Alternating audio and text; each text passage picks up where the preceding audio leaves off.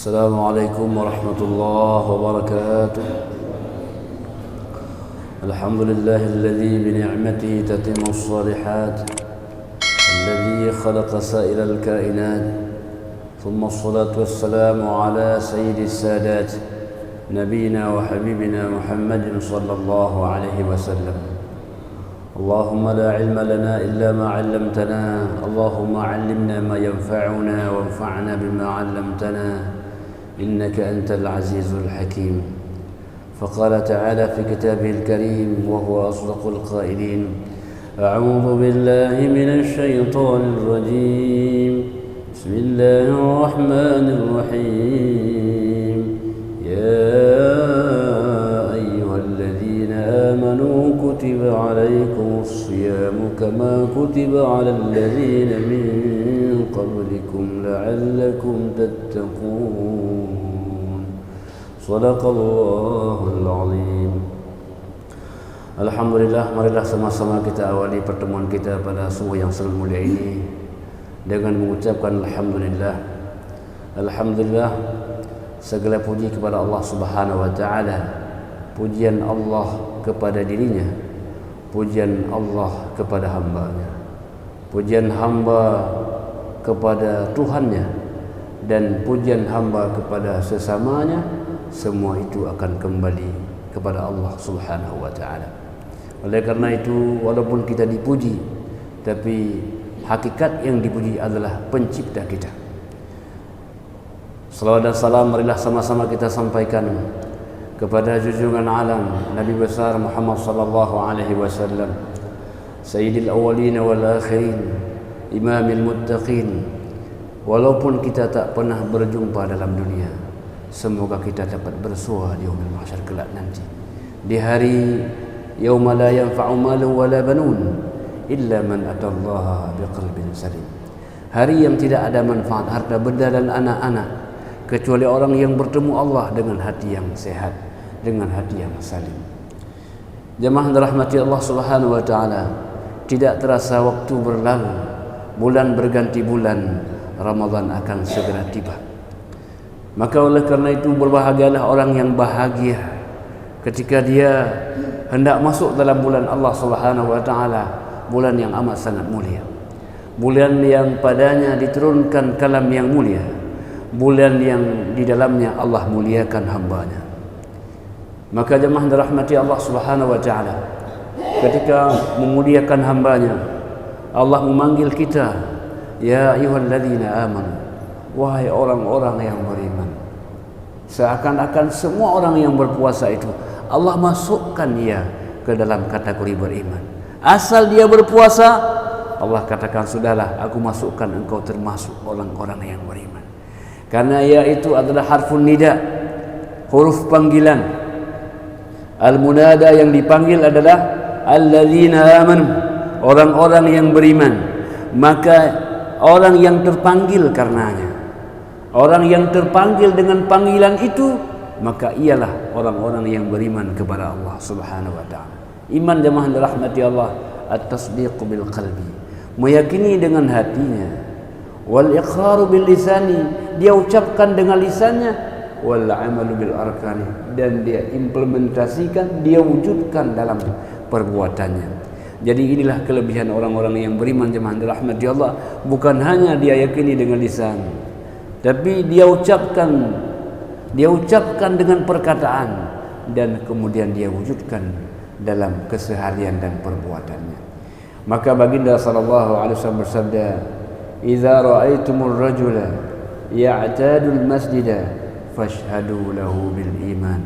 Kalau kau lihat orang yang sering bolak-balik ke masjid, ya, pagi di masjid dia, siang ke masjid lagi, maghrib juga begitu, belum azan berkumandang dah masuk ke masjid dia, demikian isya nak pulang dia bertasbih, bertahmid, bertahlil dalam masjid, nak pulang dia, kata Nabi, fashhadu lahu bil iman, saksikanlah orang itu adalah orang yang beriman. Tidak ada rumah yang paling bahagia untuk dia tinggal, walaupun mewah rumahnya, tetapi sangatlah mewah rumah Allah Subhanahu wa Ta'ala. Maka jemaah dirahmati Allah, baginda mengatakan, barang siapa orang yang mengunjungi rumah Allah, Allah lebih tahu makanan apa yang disajikan kepadanya. Itulah sebabnya orang yang hadir rumah Allah membawa oleh-oleh, makanan ketenangan, makanan kebahagiaan, makanan ketenteraman. Yang itu tak bisa dibeli dan itu tak bisa dijual. Makanan yang luar biasa. Allah berikan kebahagiaan dalam hati kita dan kebahagiaan dalam keseharian kita. Maka jemaah rahmati Allah Subhanahu wa taala, salah satu panggilan yang paling bagus, panggilan yang sangat mulia, Allah panggil hambanya dengan orang-orang yang beriman. Filosofinya adalah kalau kita memanggil orang panggilan yang menyenangkan, itulah tanda orang yang baik.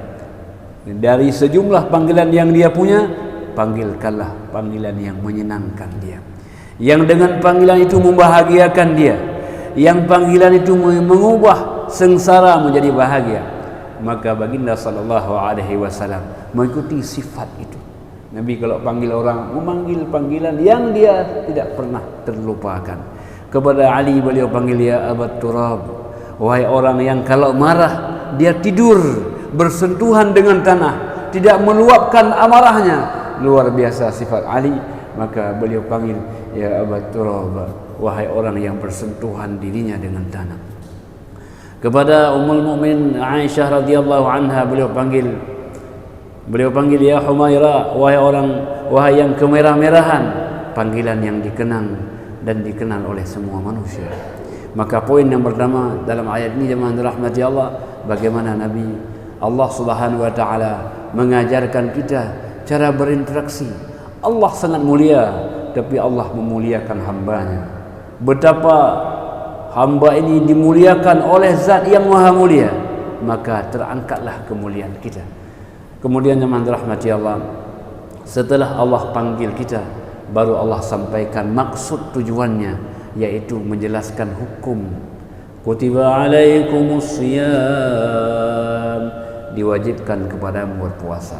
Orang kalau kita sudah memanggil dengan panggilan yang bagus dan menyenangkan dia, maka kalau kita perintahkan dia sesuatu, sangat mudah dia amalkan perintah yang kita berikan kepadanya.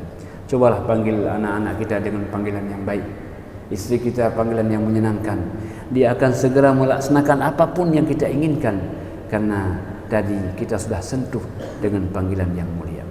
Jemaah rahmati Allah, puasa Ramadan ini Allah sudah wajibkan kepada kita semua pada tahun kedua Hijriah, ketika baginda sallallahu alaihi wasallam sudah hijrah ke kota Madinah. Artinya apa? Setelah orang menaburkan iman dalam hatinya, maka amal segera terwujud karenanya.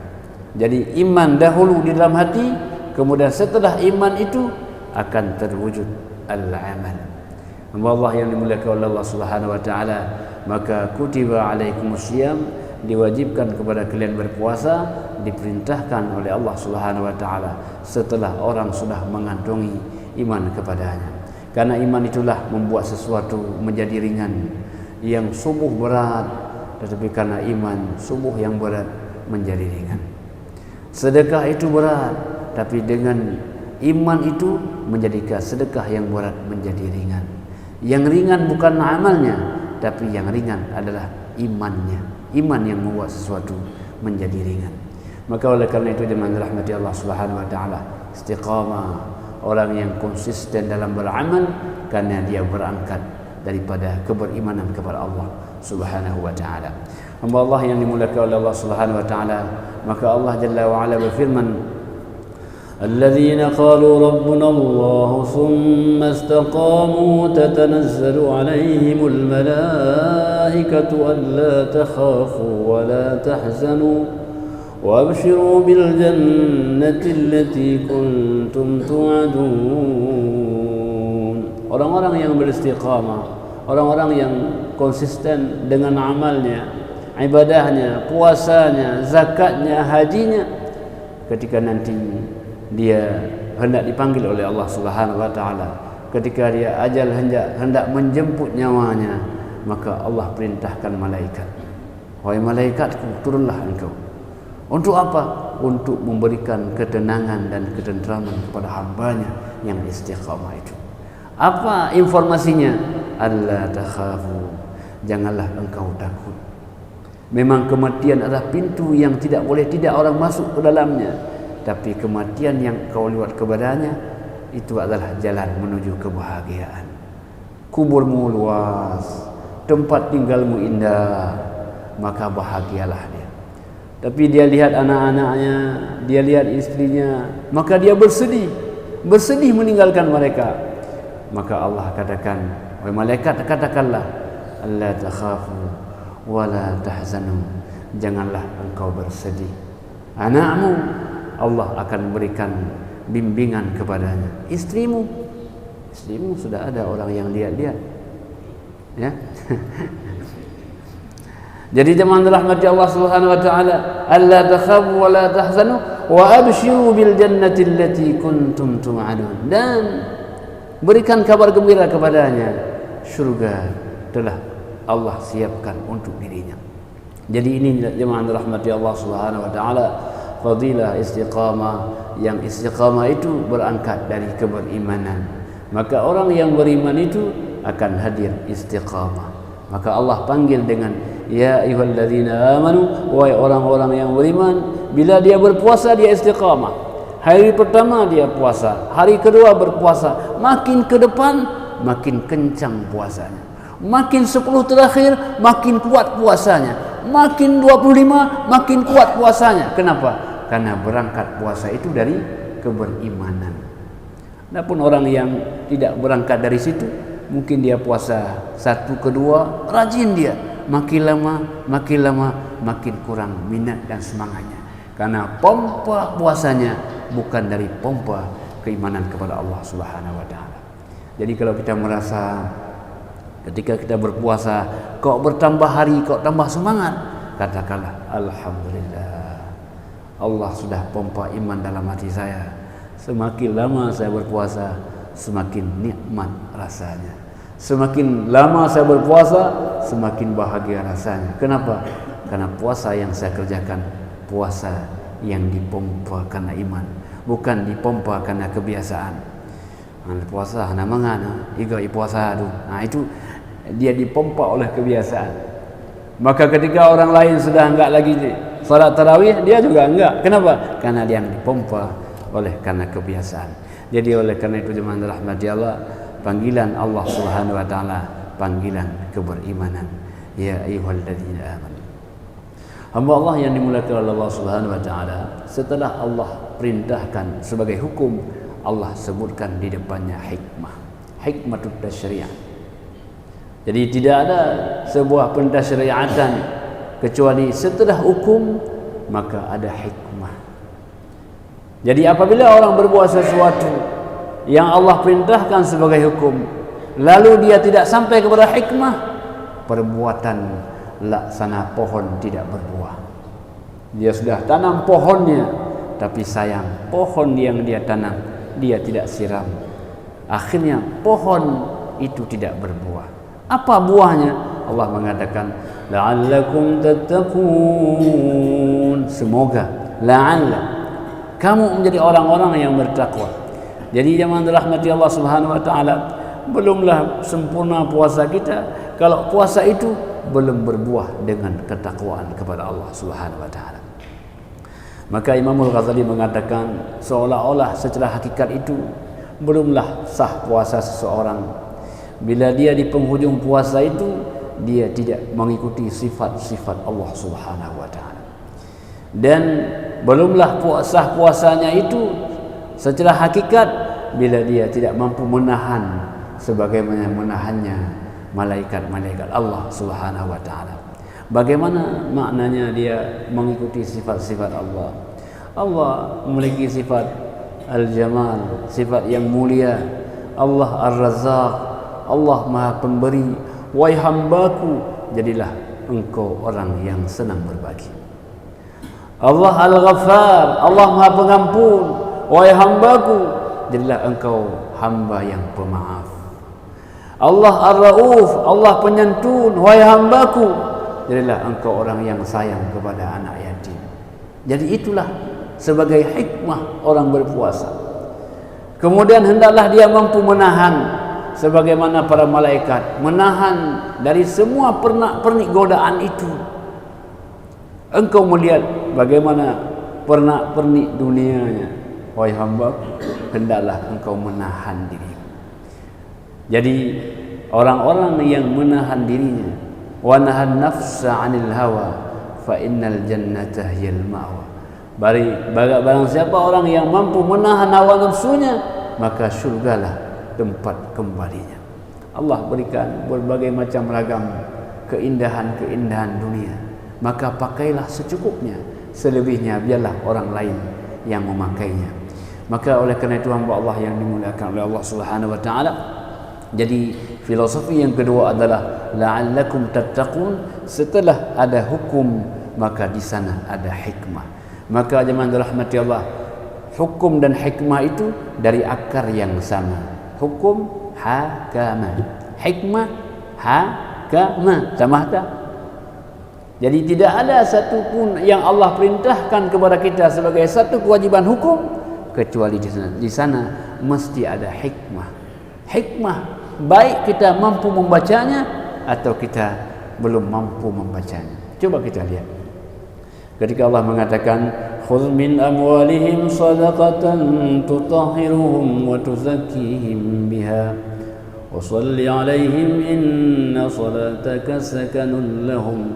Khudh min amwalihim sadaqah, ambillah dari harta mereka zakat. Untuk apa zakat itu?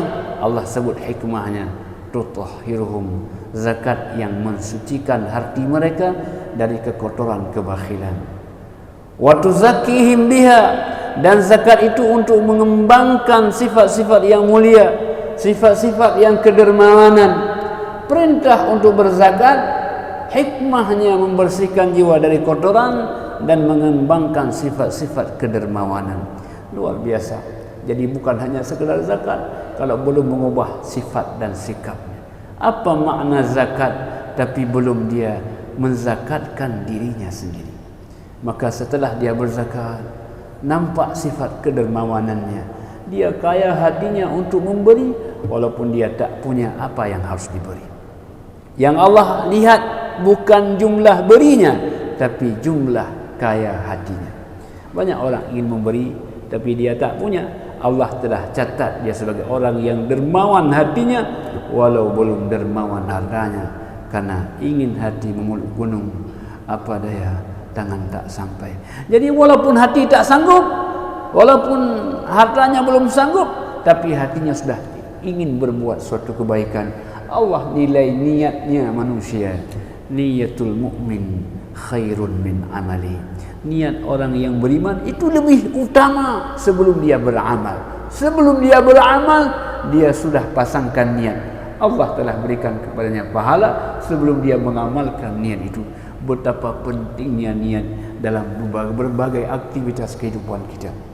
Maka Imam Nawawi mengatakan bahawa kata beliau, tidaklah orang mengarang kitab atau buku biasanya mereka mengawali dengan satu hadis, innamal a'malu binniyat. Kalau kita lihat kitab-kitab, buku-buku, ya, itu biasanya kata beliau diawali dengan hadis innamal a'malu binniyat wa innama likulli imri'in ma nawa faman kanat hijratuhu lillahi wa rasulihi fa hijratuhu lillahi wa rasulihi wa in kana lid-dunya yusibuha aw imra'atin yunkihuha fa hijratuhu ila ma hajara ilaiha. Semua perbuatan yang dikerjakan oleh manusia itu hanya saja dibalas sesuai dengan niat-niatnya. Mungkin orang berbuat bukan hanya satu niat, banyak niat. Yang pertama karena Allah, yang kedua Allah, enggak enaklah kita enggak solat, yang ketiga minimal ada sedikit pujian lah. Dia berbuat ada niat-niatnya. Maka bagaimana Allah akan mengujinya? Bagaimana Allah akan menilainya? Allah menilai tergantung kepada niat-niatnya. Kalau kita persembahkan hanya untuk Allah, Allah mengatakan full untuk saya, 100% Allah berikan kepada kita. Tapi kalau kita berniat untuk dunia, dunia yang akan dia gapai, harta yang akan dia peroleh, wanita yang akan dia nikahi, niatnya sesuai dengan peruntukannya. Jadi jemaah rahmatullah, itulah maknanya bahwa berbuat kita bukan hanya karena sukses kita melaksanakannya, tapi sukses niat kita persembahkan semata-mata kepada Allah. Orang mau puji atau tidak penting. Karena pujian manusia tidak akan mengangkat kemuliaan kita. Jadi jemaah rahmati Allah Subhanahu wa taala, betapa penting niat. Niat itu akan mengangkat amal, dan niat itu pula akan menggugurkan amal. Ya, jadi oleh karena itu jemaah rahmati Allah, baginda mengatakan, akhwafu ma akhafu alaikum asyirkal asghar. Yang aku sangat khawatirkan kepada kalian wahai umatku adalah daripada kesyirikan kecil. Sahabat mengatakan, wa ma hiya ya Rasulullah? Apa maksudnya ya Rasulullah? Beliau mengatakan, ar-riya, ingin menunjukkan kepada orang lain amalnya, ibadahnya kepada orang lain, mendapatkan tempat di hadapan manusia, tapi hilanglah tempat di hadapan Allah Subhanahu wa taala. Jadi oleh karena itu jemaah rahmati Allah, taqwa la'allakum tattaqun. Hikmah orang berpuasa mengantarkan dia ke pulau ketakwaan. Secara filosofi, secara ringkas, Ibnu Hajar Al-Asqalani mengatakan, bagaimana kita hendak mengatakan kita ini bertakwa? Apa indikatornya ketakwaan itu? Beliau bilang, kalau kita ingin jelaskan itu, kita ambil saja kata takwa itu, dan kata beliau, takwa itu boleh kita singkatkan atau kita singkatkan daripada ta, qaf, wa, ya. Takwa ya. Apa makna? Tawadhu. Orang yang bertakwa hadir di hadapan manusia, orang yang tawadhu, orang yang rendah hati. Dia mengatakan, saya tidak ada punya apa-apa, engkaulah orang yang saleh, saya banyak salahnya. Jadi itu adalah poin yang pertama. Tanda ketakwaan itu berangkat ya dari huruf tawadhu. Masjid yang kita berada dalamnya ini sebenarnya hakikatnya untuk mendidik hati kita menjadi hati-hati yang tawadhu.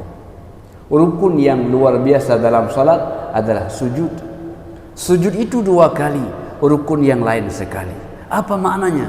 Bahwa sujud ini menghadirkan tawadhu, karena kepala kita yang mulia akan sejajar dengan kaki kita yang hina ketika kita bersimpuh sujud di hadapan Allah Subhanahu wa taala. Itu makna yang betul, takwa, tawadhu.